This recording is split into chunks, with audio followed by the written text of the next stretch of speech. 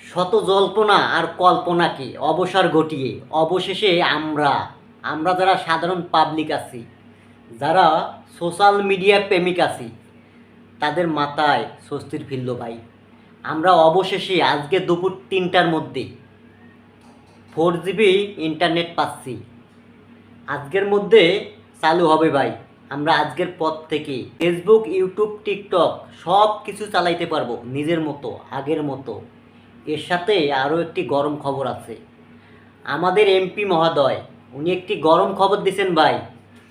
কয়দিন ধরে নেট বন্ধ, এই যে বিভিন্ন ঝামেলার কারণে প্রত্যেকটা নেটওয়ার্ক থেকে 5GB ইন্টারনেট ফ্রি 3 দিনের জন্য। যাই হোক দর্শক শ্রোতা, 5GB ইন্টারনেট ফ্রি এই বিষয়টা আমার কাছে খুব ভালো লাগছে। এমপি মহোদয়কে অনেক ধন্যবাদ। যাই হোক দর্শক শ্রোতা, এই যে গতকালকে একটা ভিডিও আপলোড দিয়েছিলাম, প্রবাসী ভাই যারা আছে তারা রেমিটেন্স পাঠান বৈধ পথে।